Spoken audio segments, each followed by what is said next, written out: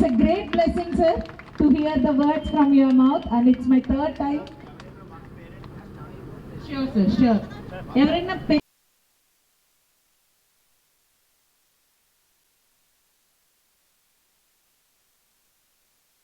Student క్లాసులో విన్నంత మాత్రాన అతనికి ఏం చదువు రాదు. అందరికీ నమస్కారం. ఈవేళ మన మధురాపుడి రాజమండ్రి క్యాంపస్లో పేరెంట్స్ ఓరియంటేషన్ ప్రోగ్రామ్ నిర్వహించడం జరుగుతుంది. ఈ కార్యక్రమానికి మా ముఖ్య అతిథిగా మురళీకృష్ణ గారు రావటం మాకు ఎంతో సంతోషకరం. మనందరికీ తెలుసు, లాస్ట్ డిసెంబర్ దీన్ని భూమి పూజ చేసి మన రైతన్నల నుంచి ఈ బిల్డింగ్ మొదలుపెట్టాము. ఇవాళ మనకి ఆల్రెడీ కంప్లీషన్ స్టేజ్లో వచ్చింది. అండ్ ఈ క్యాంపస్లో మెయిన్గా మనకి ఫస్ట్ టైం రాజమండ్రిలో ఈస్ట్ గోదావరిలో రెసిడెన్షియల్ క్యాంపస్ చేస్తున్నామండి. అండ్ దీనిలో CBSE with olympiad and CO integrated curriculum రాబోతుంది.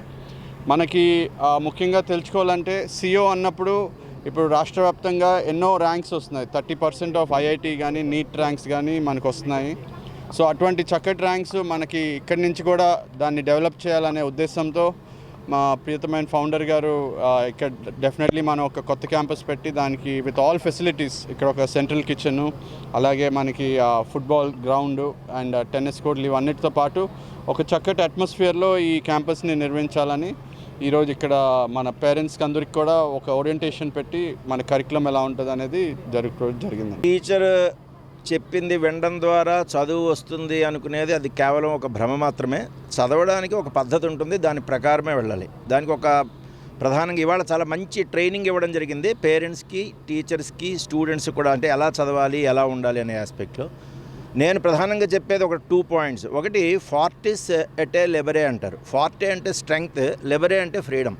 అంటే స్ట్రెంగ్త్ స్ట్రాంగ్గా ఉంటేనే నువ్వు freedom of expression, freedom of thought, ఒక విషయాన్ని అర్థం చేసుకోవడం అన్నీ డెవలప్ అవుతాయి. నువ్వు ఫ్రీగా ఆలోచిస్తూనే నువ్వు చాలా స్ట్రాంగ్ కూడా అవుతావు.